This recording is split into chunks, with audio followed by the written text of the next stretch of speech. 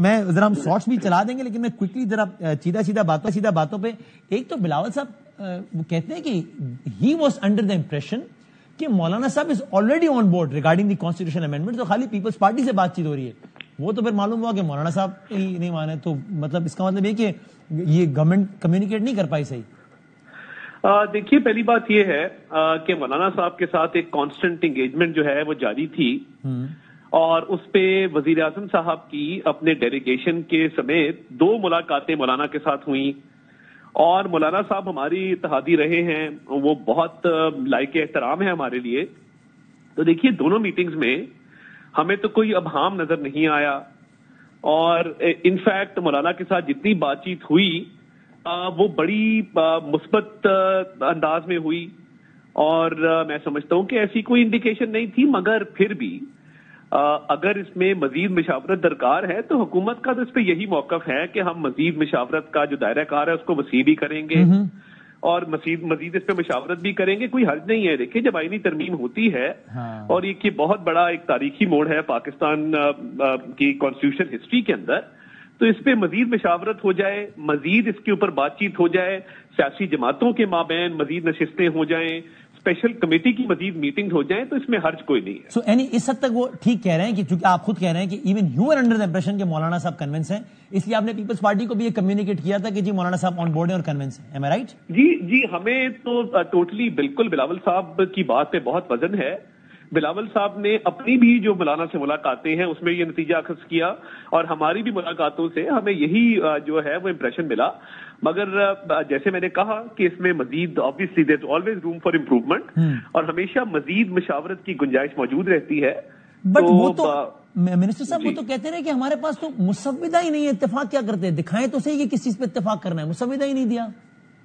دیکھیے میں کامران مرتضیٰ صاحب جو ان کے لیگل کاؤنسل ہیں, جی ان کے پاس مکمل طور پہ وہ مسودہ موجود تھا, اور کلوز بائی کلوز ڈسکشن ہوئی ہے.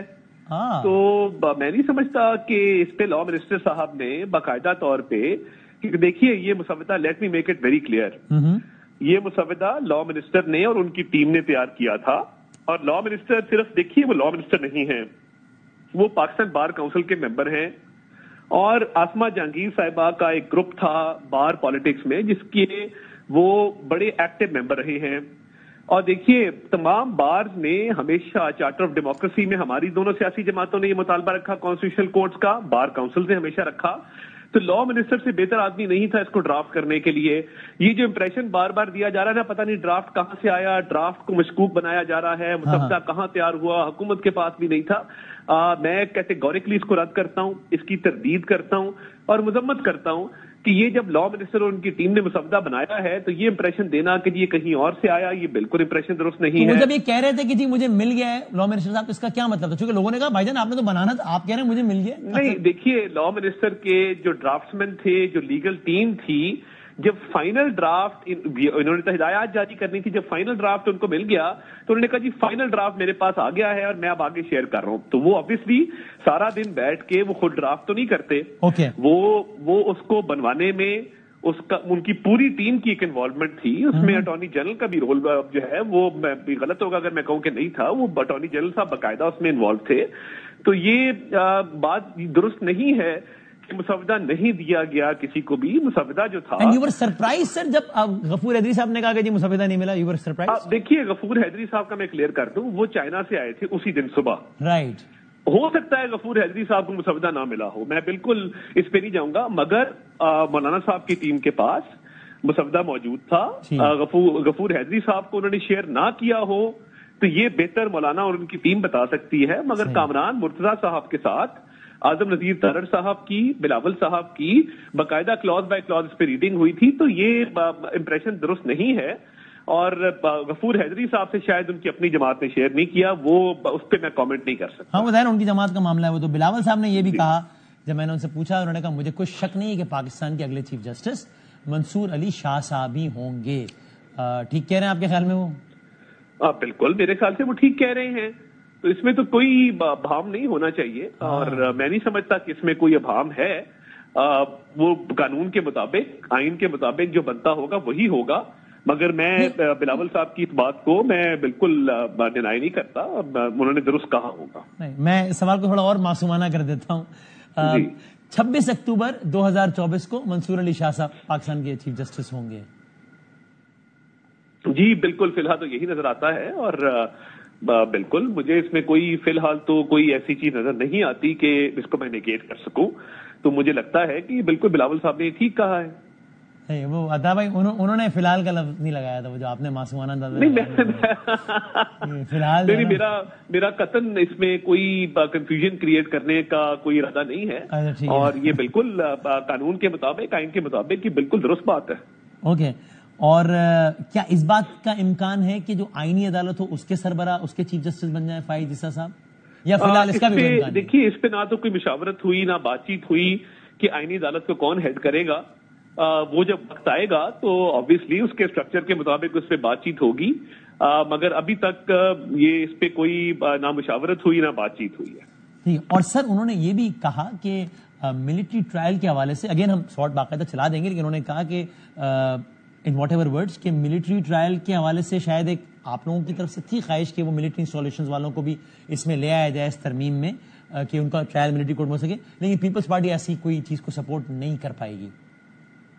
دیکھیے بات یہ ہے کہ جو بنیادی اور سیلینٹ فیچرز آئینی ترامیم کے تھے وہ ایکسیس ٹو جسٹس، انصاف کی سستی فراہمی اور انصاف کی جلد فراہمی کے حوالے سے تھے۔ باقی جو معاملات ہیں اس پہ جتنی بھی ڈسکشن ہوئی فوکس انہی چیزوں کے اوپر رہا، مگر مزید ڈسکشن ہوگی تو چیزیں کھل کے سامنے آ جائیں گی مزید۔ مگر میں یہ سمجھتا ہوں کہ دیکھیے ابھی تک میرا بھی یہ سوال ہے کہ 9 مئی کے ملزمان کو ابھی تک ان کے کیسز کو منطقی انجام تک کیوں نہیں پہنچایا جا سکا؟ اگر واشنگٹن کے اندر کیپٹل ہل پہ اٹیک کرنے والے 2 مہینے میں ٹرائی ہو کے سزائیں ہو سکتی ہیں، اسپیکر کی چیئر پہ پاؤں رکھ کے بیٹھنے والے کو 14 سال سزا ہوئی، لندن میں جو رائٹس ہوئے ان کو سزائیں ہوئیں، ان کو کیفے کردار تک پہنچایا گیا۔ دیکھیے بدامی صاحب پوری دنیا میں کانسٹیٹیوشنل کورٹس موجود ہیں، ہمارے ہاں کیا پرابلم ہے کہ 10 سال 12 سال 20 سال کیس چلتے ہیں، 8 سال بندہ قید کاٹ کے آتا ہے اور اس کے بعد وہ کہتا ہے جی میری اپیل تو ابھی پینڈنگ ہے، مگر وکیل صاحب بہت شکریہ میری اپیل پرسو نہ کیجیے گا، میں سزا کاٹ آیا ہوں، اب اگر میں بے گناہ ثابت ہوا تو وہ 8 سال زندگی کے جو ہے وہ میں قیامت والے دن جج صاحب سے وصول کر لوں گا۔ اب ایک معاملہ یہ ہے، پھر یہ معاملہ ہے کہ جہاں پہ اتنی بلیٹنٹ ایویڈنس ہے، اتنی کھلی ایویڈنس ہے اٹیکس کی، وہ کیس منطقی انجام تک نہیں پہنچتے۔ اور کانسٹیٹیوشنل کورٹس کا بھی آپ اسپین دیکھ لیں، آپ جرمنی دیکھ لیں، پوری دنیا کے اندر کانسٹیٹیوشنل کورٹس کا کانسیپٹ موجود ہے، پورے یورپ کے اندر موجود ہے، اور وہ کانسٹیٹیوشنل کورٹس کا پورا سٹرکچر موجود ہے، اور اس کے تحت وہاں پہ کانسٹیٹیوشنل کورٹس الگ ہوتے ہیں، سول اور کرمنل کے کورٹس الگ ہوتے ہیں، اور اسی لیے وہاں پہ ایکسیس ٹو جسٹس بہتر ہے۔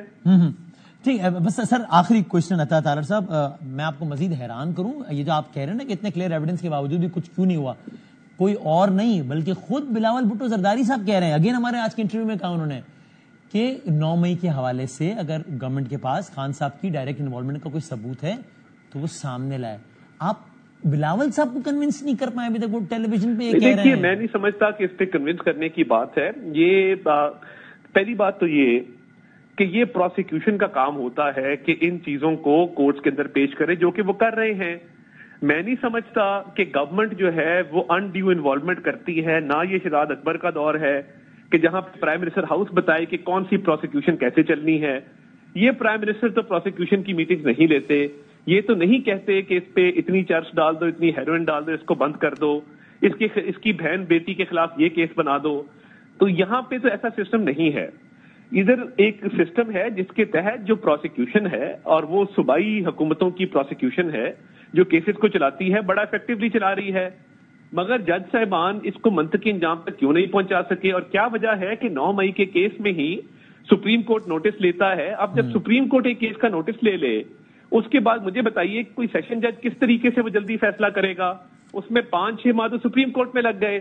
تو میں یہ سمجھتا ہوں کہ یہ پروسیکیوشن میں بڑی ارریفیوٹیبل ایویڈنس موجود ہے، اور ان کیسز کو ٹرائی ہونا چاہیے تھا، مگر جوڈیشل سائڈ پہ ان کو بہت تاخیر کا شکار کیا گیا ہے، جو کہ بدقسمتی ہے۔ ان کا فیصلہ اب تک ہو جانا چاہیے تھا، ورنہ تو یہ اگلے 15-20 سال بھی ڈیسائیڈ ہوتے نظر نہیں آتے اگر اس میں اسی طرح کی جوڈیشل انٹرونشن رہی۔ Sir final comment on lighter side, not in legal capacity یا کوئی وہ نہیں قانونی بندش کے طور پہ نہیں، ویسے آپ بلاول صاحب ظاہر اہم جماعت ہے آپ کی، تو ان کو کم از کم ان کو تو بٹھا کے کنونس کرنے کی کوشش کریں گے کہ سر یہ ہے ڈائریکٹلی انوالو ہے نا؟ نہیں، دیکھیے بلاول صاحب نے اس دن جو بانی چیئرمین پی ٹی آئی کی ٹویٹ تھی جیل سے دی گئی یا جیسے بھی دی گئی، اس پہ بڑا کھل کے کامنٹ کیا اور انہوں نے کہا کہ یہ بڑی زیادتی ہے کہ آپ اسٹیٹ انسٹیٹیوشنز کو اس طرح ٹینٹ کرتے ہیں۔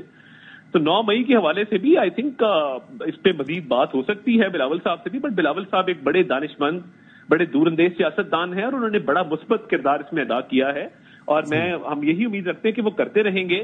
اور 9 مئی کے حوالے سے تو کسی کو کوئی ڈاؤٹ نہیں ہونا چاہیے، تو اس پہ مزید جو ہے ان سے بھی بات چیت ضرور ہوگی۔